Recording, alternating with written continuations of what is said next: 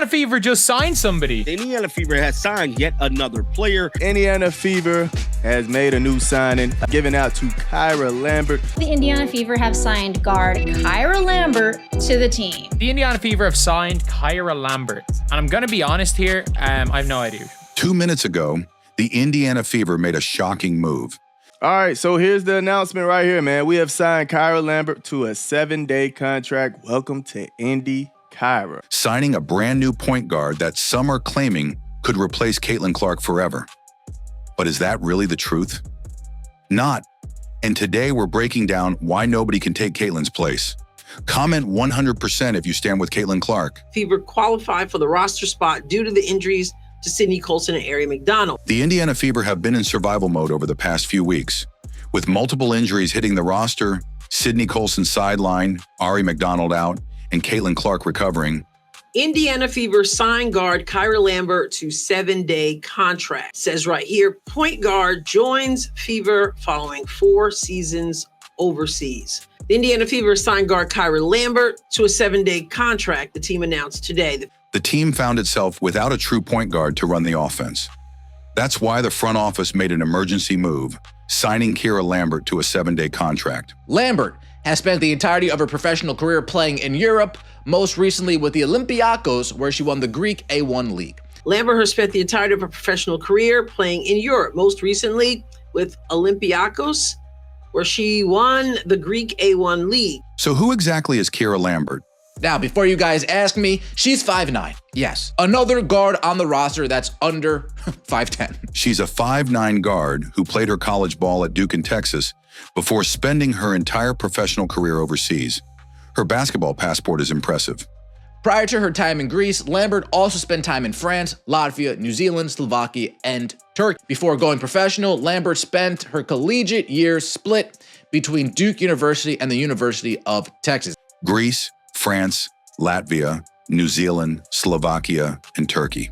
Most recently with Olympiacos, where she won the Greek A1 League. Most recently, she played in Greece for Olympiacos, where she helped her team win the Greek A1 League championship and was named EuroCup Guard of the Year. According to her stats, over in Greece, she does average 8.3 points and 6.2 assists per game. So the 6.2 assists is a good thing if we're looking for some good ball movement for the Indiana Fever. Statistically, she's known more for her playmaking than her scoring. In Greece, Lambert averaged around 6.2 assists per game, showing she can see the floor and get teammates involved. She ended up averaging 15.4 points per game while shooting 42% from beyond the arc, okay? And not only that, also giving us 6.3 assists. So, okay, I see you. But right here it's crazy because it says 26.1% from the 3. Reports on her scoring are mixed. Some listings say she averaged over 15 points on 42% from deep, but official league numbers show she actually averaged closer to 8 points with just 26% shooting from 3. That means while she's not a proven long-range threat, she's more comfortable in the mid-range and driving to the basket. But when Stephanie White was asked about Lambert, she herself also admitted not to really knowing much about her. There's a lot of mystery behind this new signing, and I gotta say, the amount of adversity the Indiana Fever have gone through is unlike any other team in the league. At this point, I feel like the Indiana Fever are just trying to find a healthy player to fill roster spots. The Fever's decision to sign her is clearly about filling a roster hole. Head coach Stephanie White admitted she didn't know much about Lambert before this, and it was assistant coach Brienne January's overseas connections that helped bring her in. The truth is, this isn't about finding Caitlin's permanent replacement. It's about having a healthy body to help the team function until she's back. And when Caitlin returns, then if they only had one, if they only had taken one, then the person could stay even with Caitlin. But if they bring in 2, then when Caitlin comes back, then one of them would have to go. All these rules and stuff I know nothing about. No matter how many signings the Fever make, there is no replacing Caitlin Clark. You can bring in experienced veterans, international standouts, or even multiple point guards at once. But Caitlin is the engine that makes this team go. Her impact isn't just about scoring points. It's the way she controls the pace, reads defenses, and makes passes most players wouldn't even think to attempt. The 6.2 assists is a good thing if we're looking for some good ball movement for the Indiana Fever. She doesn't just run the offense, she creates the offense. Even players who thrive off the ball suddenly get more open looks and better scoring chances when Caitlin is on the floor. That's the kind of influence that can't be duplicated.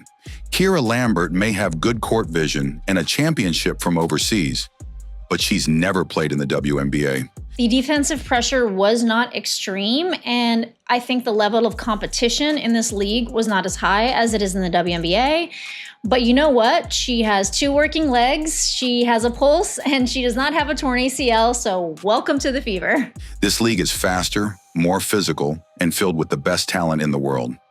Lambert's 26% three-point shooting in Greece already shows that her scoring will likely be limited against WNBA defenses. Expecting her to step in and replicate Caitlin's production is unrealistic. Even Odyssey Sim, who has years of WNBA experience, struggled in her debut with the Fever, admitting she's still finding her rhythm after time away from the league. These aren't knockdowns on either player. They're simply reminders that Caitlin's skill set is rare. One of them are going to have to be cut when Caitlin Clark does come back, which I still believe will be in the next week or 2. I know there's a lot of debate about this with Scott Agnes, who is the Indiana Fever beat reporter, basically stating that she might be out for a lot longer. Insiders around the league believe Caitlin could return within 1 to 2 weeks, despite some reports predicting a longer absence. That timeline alone proves this isn't a permanent replacement situation. It's a stopgap. When Caitlin is back, the offense can return to the high-tempo, high-IQ system it was built to run. Until then, the Fever are just trying to survive without their leader. The bottom line is simple.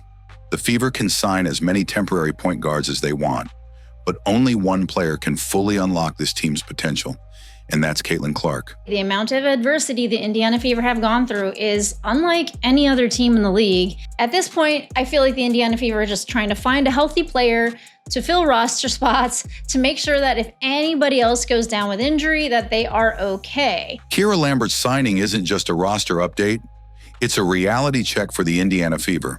It shows in the clearest possible way how much this team relies on Caitlin Clark and what happens when she's not on the court.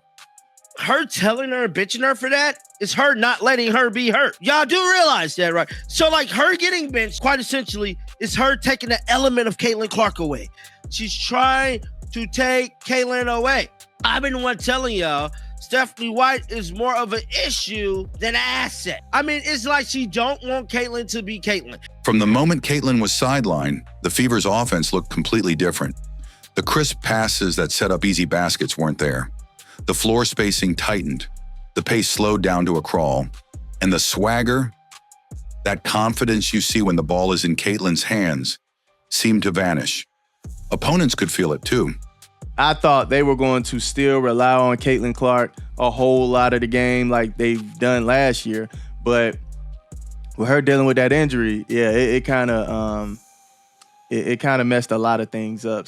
Without Caitlin orchestrating the game, defenses suddenly became more aggressive, pressing the guards, jumping passing lanes, and daring Indiana to beat them without their star floor general. At this point, I feel like the Indiana Fever are just trying to find a healthy player to fill roster spots, to make sure that if anybody else goes down with injury, that they are okay. This is why Lambert's signing happened so quickly. The Fever weren't looking for a new franchise player. They were looking for someone who could simply keep the offense from stalling completely. Lambert's overseas experience, ability to rack up assists, and willingness to play with energy made her an appealing short-term solution. Odyssey Sims doesn't necessarily look like she's going to cut it out like that. It's only one game she's played, so of course you want to give her some time, but the problem is, how much time do you give Odyssey with us being close to the end of the season? But the truth is, this move says more about the Fever's lack of depth than it does about Lambert's potential. In a well-built contender, losing your starting point guard doesn't automatically send the whole system into panic mode. Backup guards step in, role players elevate their game, and the team continues competing at a high level until the starter returns. But we're still kind of on the small ball spectrum, right? Especially in the backcourt. We have Kelsey Mitchell, who's 5'8". Now we're playing with a 5'9". And honestly, I believe them making this move, Odyssey Sims might not be staying around. The Fever, however, haven't reached that stage yet. Instead, the moment Caitlin is out, the team finds itself searching overseas for stopgap options just to survive the next few games. That's not a knock on Lambert. It's a reflection of how much of this team's identity is built around one player. And I do think that the Indiana Fever are still in a good position, and they can take this and they can turn things around. I think that what Stephanie White has done with the team, given all of the adversity that has happened, is pretty incredible. But I don't want to mince words because I don't necessarily see Kyra Lambert as coming in and saving the day for the Indiana Fever. Now, Lambert did win the Greek League Championship and was the EuroCup Guard of the Year. So there's a plus. And here's the bigger takeaway. The Fever's front office now has a crystal clear view of what needs to change moving forward.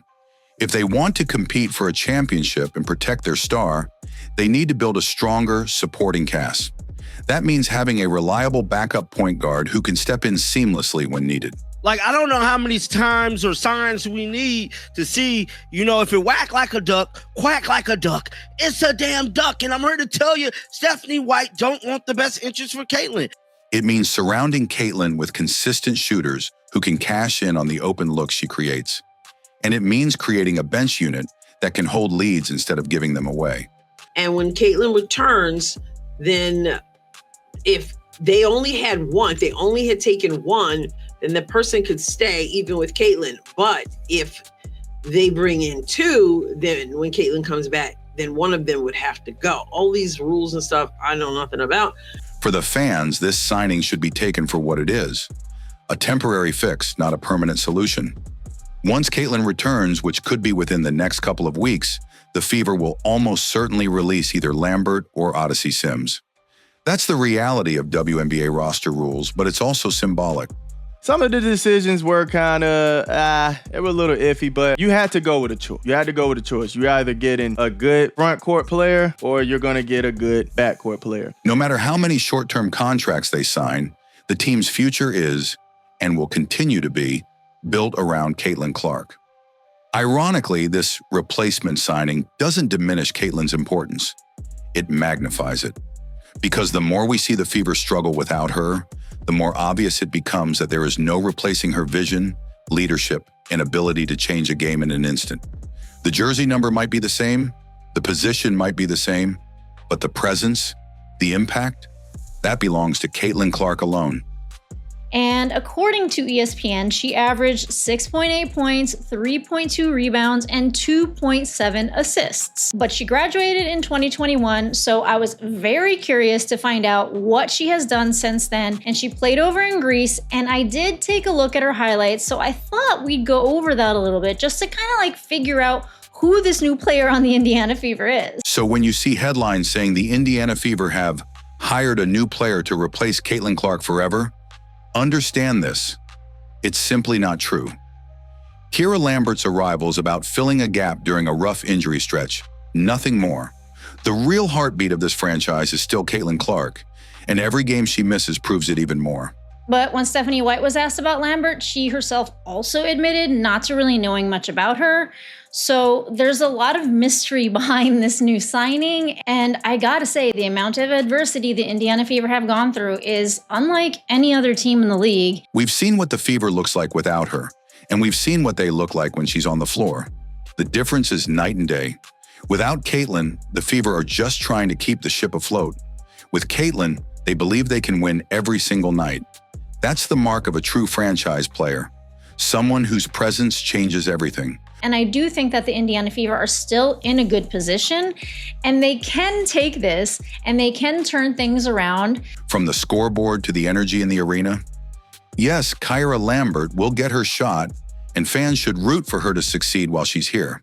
But make no mistake, this is Caitlin Clark's team. When she steps back on the court, the ball will move faster, the pace will rise, and the confidence will return. The Fever will once again look like the team that was building something special. I know there's a lot of debate about this with Scott Agnes, who is the Indiana Fever beat reporter, basically stating that she might be out for a lot longer. So let's not get caught up in false narratives. Let's focus on what's real. Caitlin's return is coming, and when it does, Indiana will finally have their leader back. Because you can sign contracts, you can shuffle lineups, and you can bring in players from all over the world. But there is only one Caitlin Clark, and she's not just the point guard, she's the foundation of this franchise. Comment 100% if you stand with Caitlin Clark and believe no one can replace her.